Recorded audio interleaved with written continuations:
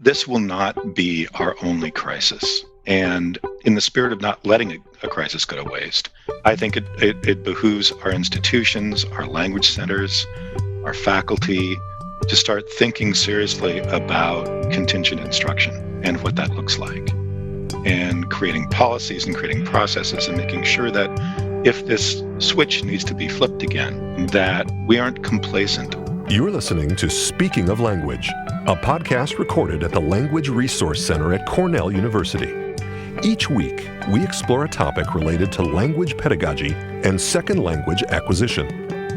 This week on Speaking of Language, Andrew Ross, head of the Language Center at Harvard University, joins us to discuss the role of the Language Center in times of remote instruction. Welcome to a new episode of Speaking of Language. I'm Angelica Kramer, the director of the Language Resource Center at Cornell University. And I'm Sam Lupowitz, the LRC's media manager. As we are continuing our special focus on language teaching and learning strategies in a virtual space, we are delighted to welcome Andrew Ross to our podcast. Andrew is the director of the Language Center at Harvard University, and we will talk about the role of the Language Center in supporting teachers and students in these new and interesting times. Welcome to Speaking of Language, Andrew. Thanks. It's a delight to be here. I really appreciate the invitation. Oh, and we appreciate you making the time right now. I think language centers are somewhat in hyperdrive. A lot of the work that language centers do in supporting language teachers and learners already is very tech focused. So I know that a lot of your instructional staff has been leaning heavily on you. And so that's actually something that we'd like to talk about today. What has your experience been? What are some of the pieces of advice that you have? But before we do that, please tell us a little bit more about who you are, what you do. So I'm relatively new to Harvard. I've been in my current position for about a year. I came from from Arizona State University, where I was for 9 years. Before that, I was the director of the Language Resource Center at Brown University for 7 years. And before that, at the University of Richmond for 5. Like many people in my generation, I'm a bit of an accidental technologist. I am a medievalist by training. I got my doctorate from the University of California at Berkeley in 1998.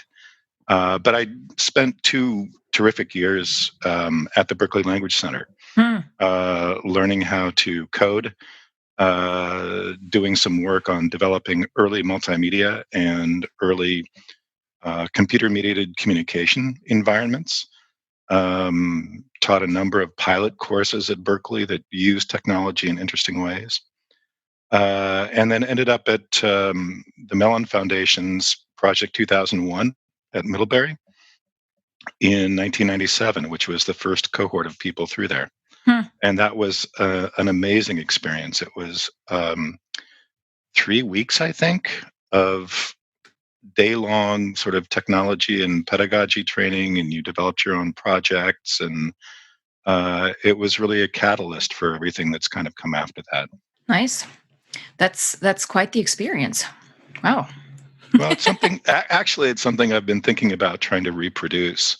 The project ended a while back, but I think there's an enormous need to train graduate students, sometimes in very intensive ways, to be able to take on these new roles. Yeah. What has your experience been these last few weeks at the Language Center as everyone shifts somewhat suddenly to remote teaching? Sure. Well, it's certainly been interesting, and I think that's probably an adjective that's getting overused in this current situation. It's friendlier than terrifying, I guess. Yeah, typically, depending on intonation. So we started thinking about this really almost a month ago. It was clear to us early on that this was something that was going to impact instruction. And so the first thing that we did was start to reach out to faculty members to inform them that we thought that this was going to lead to remote instruction becoming a necessity for us. Um, I think they responded pretty well. You know, this is a very off-brand moment for Harvard in Mm, certain ways. sure. We teach 80 languages. We tend to be very small, um, small N. We have small classes in Hmm. many of those, um, and we're very high touch with Sure. respect to our students. That's the experience that we have cultivated over many years, and the one that we want to deliver. Hmm. So this is an entirely different approach Yeah. to what we have traditionally done. So our first move, really, one of our first moves, really came in concert with IELT, the International Association for Language Learning Technology, which Angelica will be ably taking over next year. Hmm. Well, Uh, let's hope so. oh yeah, After you have done tremendous work as the current president, let's I'll just hand point you that a s- out. I'll hand you a smoking crater.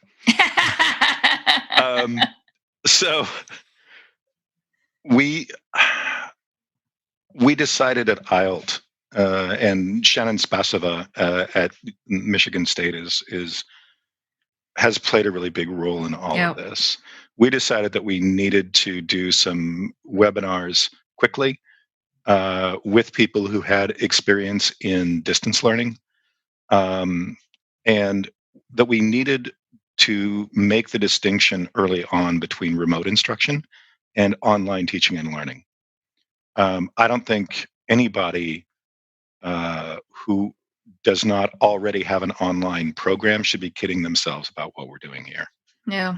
And I think that's an important message for upper administration as well. Hmm. That these are exceptional circumstances.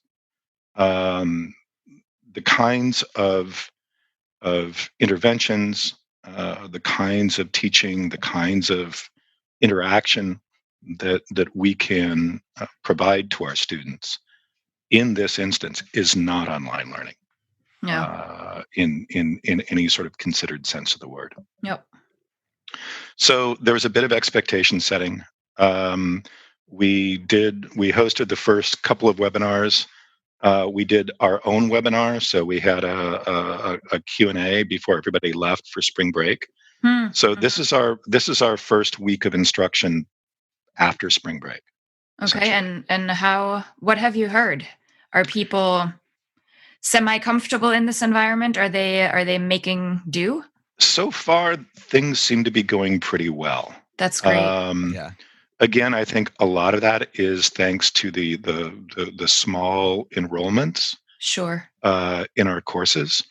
It makes it significantly easier to use synchronous methods to teach rather Hmm. than trying to build out something that is asynchronous and a whole new structure for the students. Yeah. Um, so we provided a number of trainings. Uh, we have I'm just putting together now a course management system instance, essentially a Canvas organizational site that will allow faculty members to share back and forth, Mm, um, that's nice. and to create materials, but also to have discussions in the same way that their students are Oh, having cool. discussions. Yeah, that's a great idea. Replicating the experience for them Yeah. from the learner's perspective. Mm-hmm. Yeah. Huh. Well, I think I've always been an advocate of eating one's own dog food. Yeah. Yeah. And this is there's another piece to this though too. Our faculty are being absolutely inundated with new information Yeah. on a daily basis, No. and they find it really hard to process. Hmm. So we're being very conservative about the kinds of new technologies that we suggest and introduce. Yes. We want them to squeeze all the juice out of what they're already familiar with, Correct. uh, before adding new elements in that neither they nor their students have had a lot of time to Hmm. practice with. Yep. Yeah, that makes a lot of sense. That's something that we stress here too. Now is really not the time to try out all these cool, fun, and engaging tools. Yeah. Um, so, if you had to give one piece of advice to our instructors here at Cornell, because we haven't started teaching yet, what would be the number one thing that you think people need to consider as they move into this remote instruction? And I'm sure there's 200 things that people need to consider, but Sure. are there one or two things that you think are of utmost importance to consider? I think the very first thing in all of this is consider the students. Hmm. Um, we have spent, I think, collectively, a lot of attention on preparing faculty Yes. to work in this environment. Yep. I think more attention needs to be paid to making sure that students are prepared Mm-hmm. to learn in this particular situation. I think it's important that we set expectations ahead of time. I mean, there are a lot of things that go on in the classroom that are, sous-entendu, or they're shorthand, right? We can look at a face and tell by the blankness of expression that they haven't gotten what's come out of our Yeah. mouths. Yeah. So how do you do that? How do you Hmm. check for understanding? Yeah. I mean, there are a number of techniques and approaches that we can take from online learning, even though that's not what we're doing. So we've done things like we put together a COVID-19 remote instruction page on our website that has tabs for asynchronous instruction, general resources, synchronous instruction, and for students. Nice. And we're recommending highly that our faculty communicate those links, Hmm. particularly the student link, Yep. to their students, because there's a lot of anxiety going on right now. Mm-hmm. Yes. The semi-level playing field that obtains on a college campus no longer obtains. Hmm. We're sending students back to Ghana Yeah. Sure. and expecting them to continue their education, in a way that they would have were they in Cambridge, and that's Hmm. just simply not realistic. Yep. Yep. I think the other thing too is to adjust your expectations, Hmm. at Yes. least for these next 5 weeks. Yep. We have 5 weeks of instruction left. Um, what are the elements of the course that are the most important? What are the nice to haves that we could think about Hmm. elighting maybe, or having students do on their own? We understand that all curriculum is precious, but at least in this particular environment, I think there are going to have to be choices made. Yeah. Yeah. Absolutely. Yeah. No. Those are some great pieces of advice, and this is actually I can't agree with you more that I think we've all focused so much on the instructional side of the coin, and that's something that locally here we are now switching to focus more on what can we do to prepare the students, because again we're still in the fortunate situation where we haven't started instruction, so we are Yeah, ramping our resources for students on our website right now too. yeah, So we'll definitely send them your way too to check out the resources that you have created. yeah. Please do. I mean, they're relatively simple. You can hit our website at language.fas.harvard.edu. Great. Um, and we're going to be building those out. I Hmm. mean, Of course. Yeah. so at this point, we're getting new guidance essentially every other day. Hmm. Sure. Mhm. Yeah. So as we get more guidance, we'll be adding new materials in. Hmm. We'll be changing things. Actually, we have a class called Romance Languages 220, which is a methodology course taught by my colleague Nicole Mills. Hmm. And the students are actually going to be looking at the site and then tracing sort of the theoretical underpinnings of the suggestions that we're making Oh, how for cool. instruction. Yeah. Yeah, it's it's Nice. it's it's kind of an inspired idea, but Yeah, totally. Yeah. there are ways to involve graduate students who may be teaching methodology courses. Hmm. This is something that, I mean, this will not be our only crisis. Correct. And uh, in the spirit of not letting a crisis go to waste, Hmm. I think it behooves our institutions, our language centers, our faculty to start thinking seriously about contingent instruction Hmm. and what that looks like, Yeah. and creating policies and creating processes and making sure that if this switch needs to be flipped again, that we aren't we aren't complacent Hmm. about things just sort of falling into place. Yeah. Um, there is still this notion that there is such a thing as a digital native, Hmm. and that's pernicious, Yeah. especially right now. Our students are fantastic consumers Hmm. of social media. They're they're facile researchers of things online that can be found through Google. Maybe not so much in other situations. Um, but we can't we can't take it for granted that they understand how to learn in this Yes. environment, and yet Yes. they will. And Hmm. I think this will be something that will happen periodically. Hmm. You know, it's Yeah. it's it's it's it's the new normal. Hmm. So, what are a few things that you can recommend for students? What action can they take to prepare themselves and to engage more readily with this new environment? Sure. So, I think the first thing, and one of the most difficult things for students to do in this kind of environment, is to practice good time management. Hmm. Right?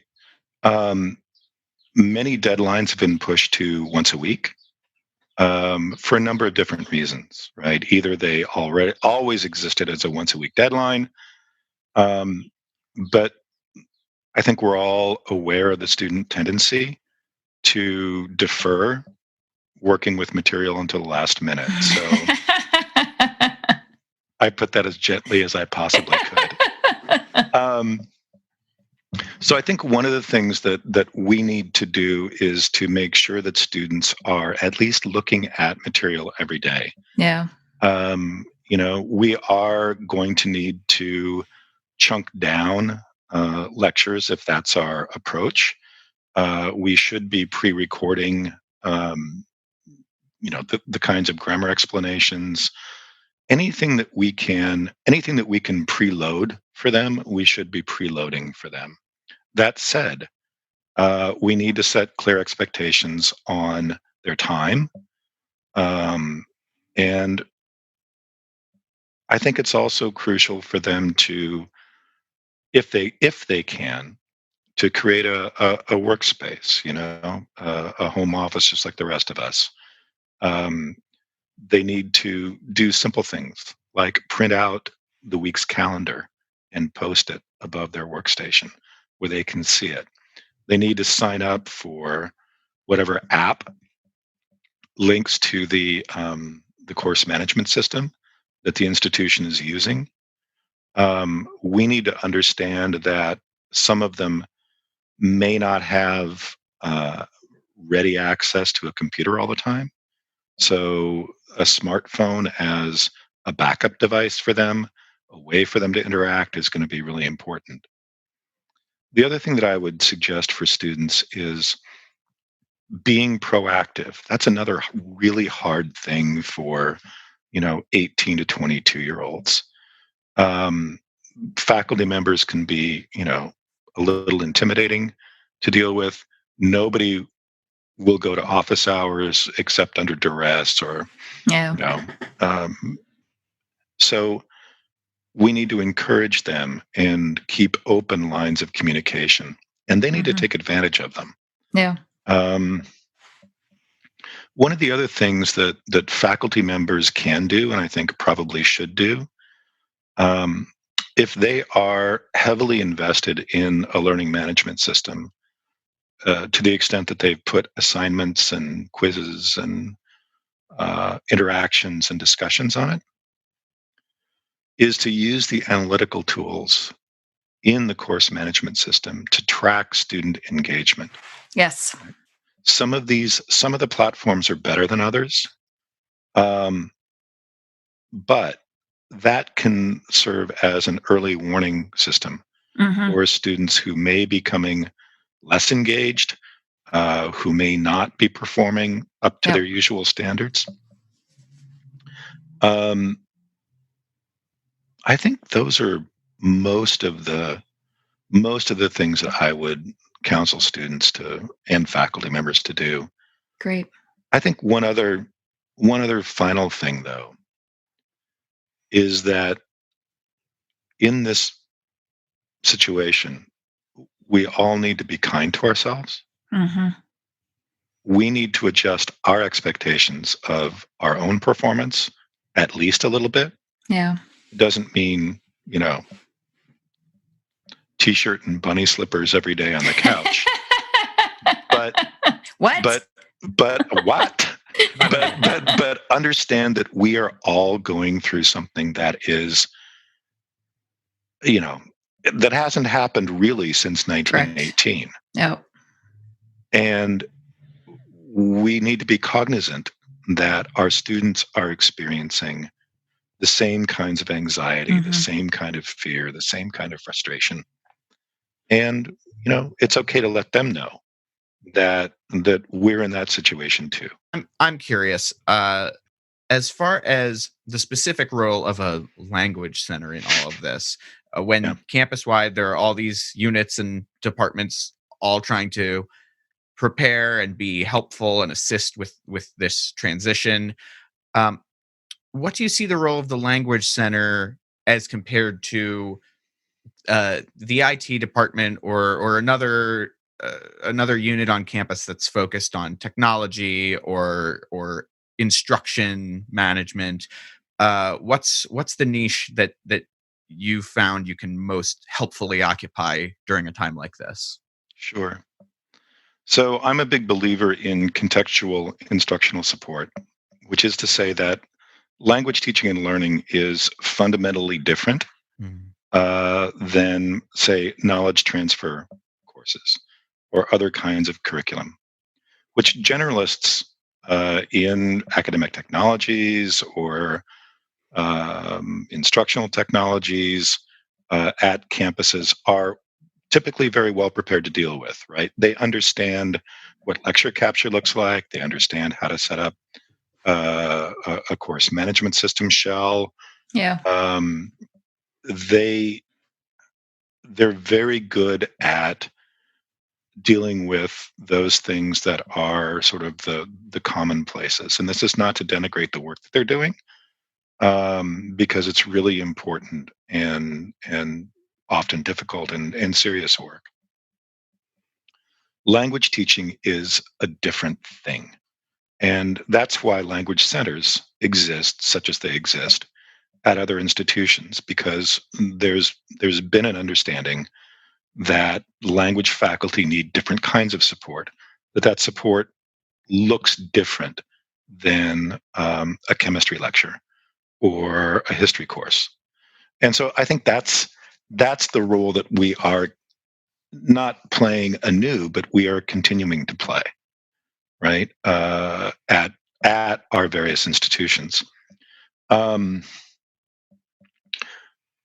it's going to be difficult for language centers who have sort of focused on um, a model that privileges physical space Mhm. right now. I mean, we've got a lot of you know folks out there who are running language centers that have a single staff member, Hmm. Mhm. and they do a lot of um, sort of informal learning opportunities, social events. Yeah. They hold classes. They work one-on-one with students and with faculty. Those centers,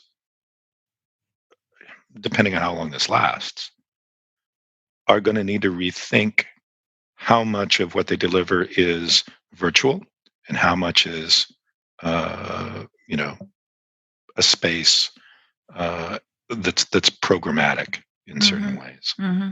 I think that at most of our institutions, administration is now, if they haven't already, realizing the value of a language center.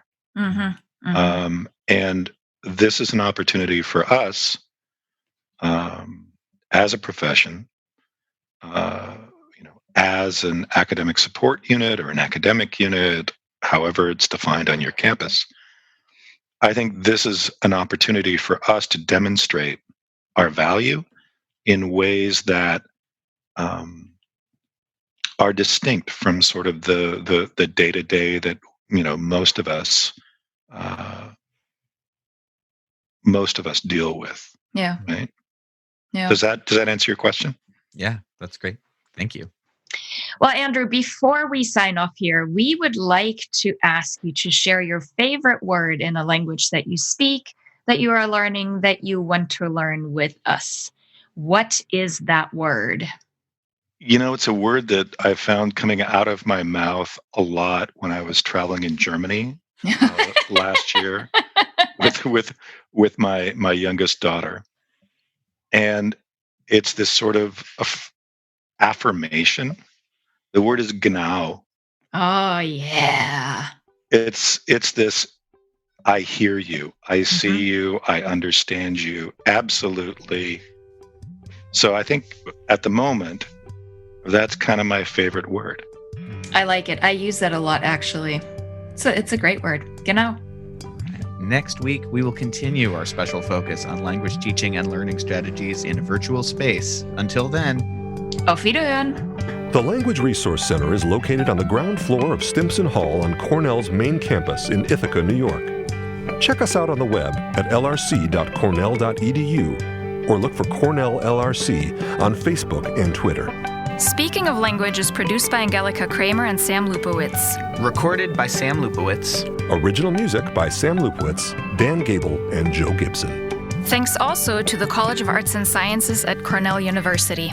As a reminder, the ideas and opinions expressed on this podcast do not reflect those of the College of Arts and Sciences or any other official entity of Cornell University. We thank our listeners, and do stay tuned for our next episode.